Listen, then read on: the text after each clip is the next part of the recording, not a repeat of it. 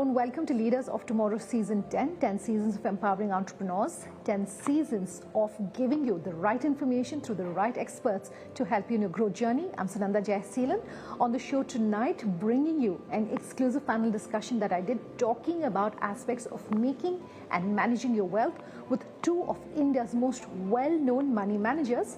Let me introduce them. Amisha Vora, owner and joint MD, Prabhudas Lilladher. Aashish Somaiyaa, CEO, Whiteoak Capital Asset Management.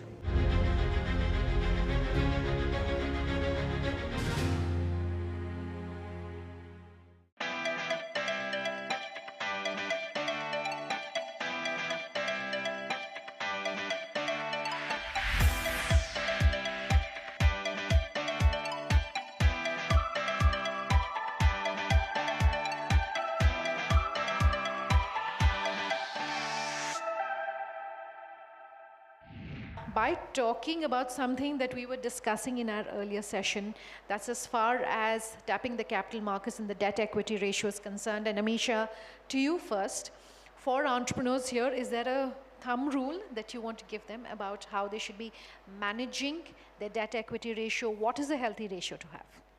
So just to talk about debt equity. So there are ways we, the financial analyst, look at debt. If the business has very sustained cash flow possibility, then it is in a position to service its debt, be it interest or repayment.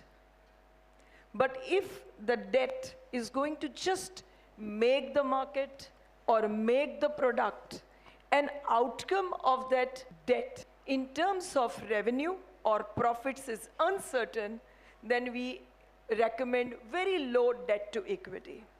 So broadly on a thumb rule basis, 1:1 debt to equity is supposed to be a manageable scene, and that 1:1 should cover usually both the term loan, which is taken for a long term, and working capital.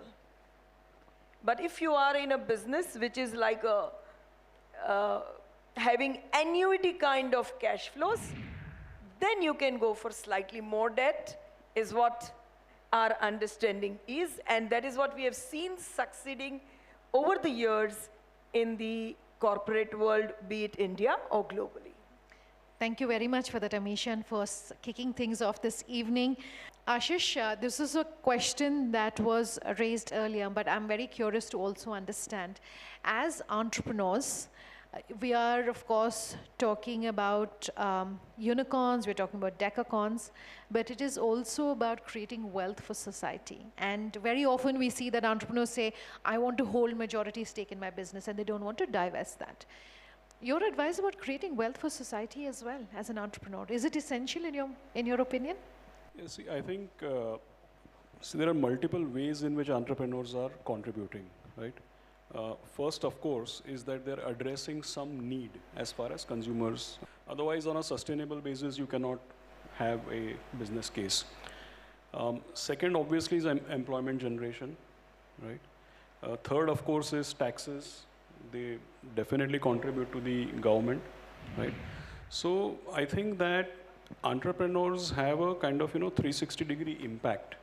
I mean, it's a very common phrase or a very famous phrase to motivate people to take up entrepreneurship, which is that instead of job seekers, you become job givers, right? So that's the first thing. So in any which way, when you say wealth creation, it's not just about equity and listing and market. Basically spreading, spreading economic value across the board. That itself is the first contribution. The second, now when you said, should entrepreneurs be holding majority stake, should they be diluting, should they be sharing? I think Dhruvil mentioned clearly there is a case for involving employees at the first stage, right? So employees definitely deserve to have ownership in where they're contributing. I would say further that, ultimately, if you want your firm to professionalize, if you want to build a legacy, if you want your business to be there for the next 10, 20, 30, 40, 50 years, if you have a clear vision that you're not going to run it forever and ever, then it's best that your business, basically you reduce your stake, you get external shareholders, if possible you get institutions, because that's the only way to keep it, to make it professionalized, to leave a legacy, and then have it running over the years. Markets are running up. If you've held a certain percentage of equity because of the way the markets are behaving, that asset allocation has changed. Again, is there an ideal asset allocation you should be looking at? I know it depends on how old you are, how much of risk you want to take, etc. But just very roughly, for someone who says, should I be looking at rebalancing my portfolio because of what's happening as far as the stock market action is concerned? Maybe this time to you first, Aashish. What would you want to say? See, I think if you ask me, for example, I don't own any fixed income at all. I never invest in fixed income. I think it is suboptimal, but that is my way of looking at things. Since you're asking, I'm sure you're talking about entrepreneurs as savers and investors themselves, right? So it's obvious that most entrepreneurs by nature are 100% equity, because bulk of their wealth comes from equity ownership in their businesses. So to that extent, they are already exposing themselves to significant amount of risk, right? Of course, over years, the business would create more wealth, but I think on an ongoing basis, any entrepreneur, to the extent that he is heavily exposed to his own business, he or she should definitely be creating wealth on the side, more from perspective of sustainability, family, and those kinds of purposes.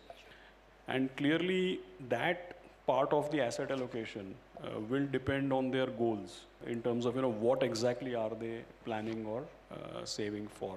That's very individual specific, but by and large 50-50 is a good number. I mean, otherwise, in general one cannot advise, but to the extent that entrepreneurs are heavily exposed to equity, I think in their personal investments it's best if they plan carefully and if they are a bit more defensive. Okay. Amisha, same question to you.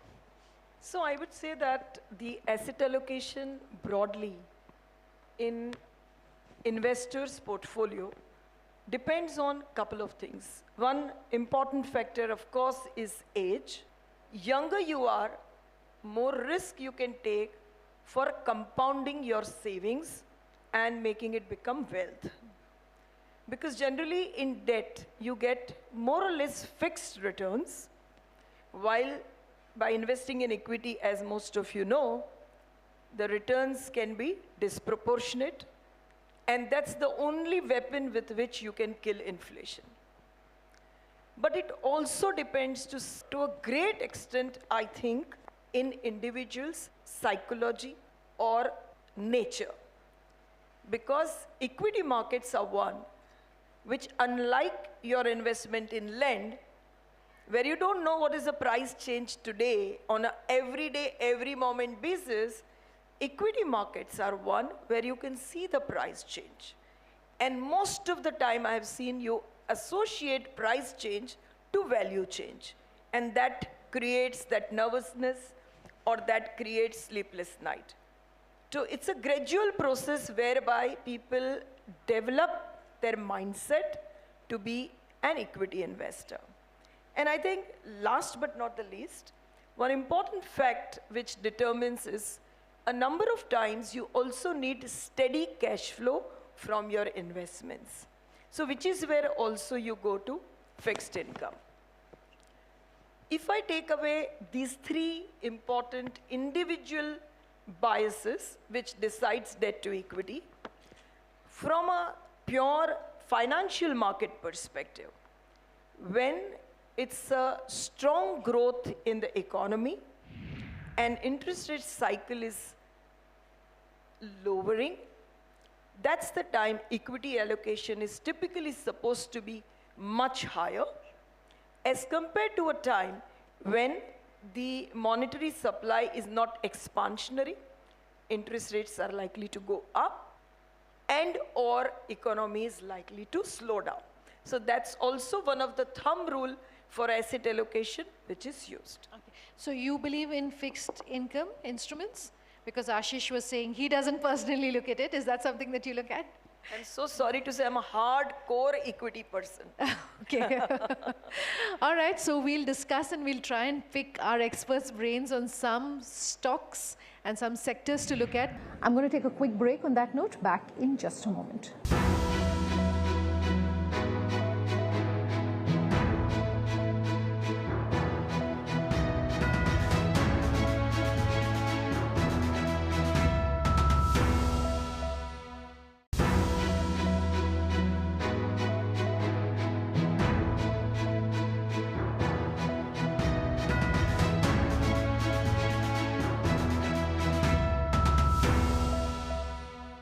Welcome back with us here in Leaders of Tomorrow Town Hall series. Tonight, a very special conversation with two money managers talking about making and managing your wealth.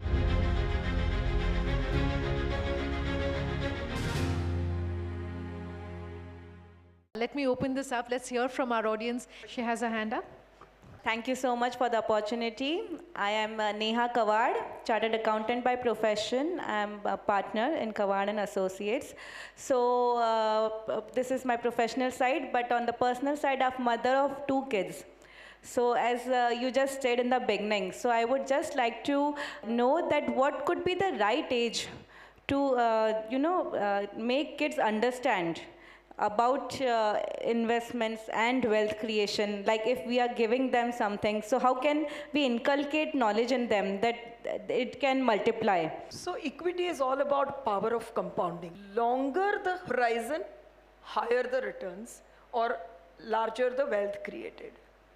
So, we do initiate discussions, or we do initiate and guide clients that whenever you are gifting your child, typically we have been gifting what? Gold. Young mothers, stylish mothers gift toys and clothes. But you see, typically we used to always gift gold. Why? Because it was always supposed to be preservation of capital and growth. Now is the time when we should move forward, gift them a demat account with say top 5 stocks. Simple. And see the power of compounding. And that's how they will form an habit that a gift of 50,000, for example, on their birthday, how much that became next birthday? So they'll know there is a stock price, there's a stock number of quantity multiplied by price, that's the value which has become. So they also understand the difference between a depreciating asset and an appreciating asset. You buy a toy, you buy a car, you buy whatever, it's a depreciating asset. Yes. Hello, myself Rakesh Kawad, CA. Thank you for the opportunity. I have a direct question for you, madam. On a wealth creation journey, suppose if I have a chunkier money, suppose say 50 lakhs, and I am investing in mutual funds. So should I invest in lump sum or divide it by 12 or 24 and invest monthly that money? I would guess that doing it monthly would definitely help you more, as you will be able to catch the average of the market. Also the fact that will form a habit that you did it once and then you have forgotten and all your money is going somewhere else. Instead, when you start a SIP or regular investments, it will form a very good habit for you. So from both ways, I think that dividing it over a period on a regular basis, on a disciplined way like your electricity bill, is the best way to go about. Suppose I have a chunk over and above my monthly target, suppose. Okay. Then would you like to know my market view? Is that the way? Yeah. So there are two things I would like to say. In the long term, timing of the market does not matter, right? So if you're making an investments with 20-year view in mind, no problem. Please go ahead and invest. If you're asking me medium-term view on the markets, I would think that markets would be very range-bound. Both the key legs of the market, which is either earnings upgrade, that means as corporate India, are we going to beat the profit target which analysts and fund managers are assuming, or the multiple is going to go up, which decides the final market movements. I think both are going to be pretty sober for this year because of so many developments which are happening globally, as well as its impact on locally. So for a short term or medium term, I think markets would be range bound. But if you're taking a long term view, please go ahead and invest. There's no better time than today for a long term investor. The gentleman in the white shirt right at the back. My question is about the new pockets for investment. Traditionally, we had savings, which was like fixed deposit and everything. And in the investment, we had typically equities. We could invest by the way of portfolio. We could invest by way of mutual fund, SIP or one-time kind of thing, correct? Are there any new pockets which are opened up for investment in that nature, which can give us significant results for the wealth generation? From debt perspective, if I see, or fixed income perspective, of course, fixed deposit was one, corporate bonds, and corporate fixed deposits. But as the infrastructure need of India was growing, we now have InvITs, we now have REITs, which means that there is a bundle of infrastructure asset which is giving returns, which is now available for retail investors to participate. India took little time in terms of clearing its taxation structures around it, but now these are also from fixed income perspective, opportunities or avenues available for investments. From equity perspective, always listed market was important. But with this startup culture, unicorns or more getting listed and welcomed by the equity markets, the unlisted market, be it angel, venture, and beyond, has also become equally vibrant, which also has the opportunity for a long-term investor to multiply their money in a bigger way than the listed markets. And I guess from gold perspective, if I see, and since we are touching upon all different classes of assets, gold in the physical form was the key way in which we used to own. Some years back, now is the gold bond, where you get at the end of the period gold at a parity price, but in the intervening period, you get 2.5% return. So which is a win-win from both the sides. So I think these are the few more avenues which has come.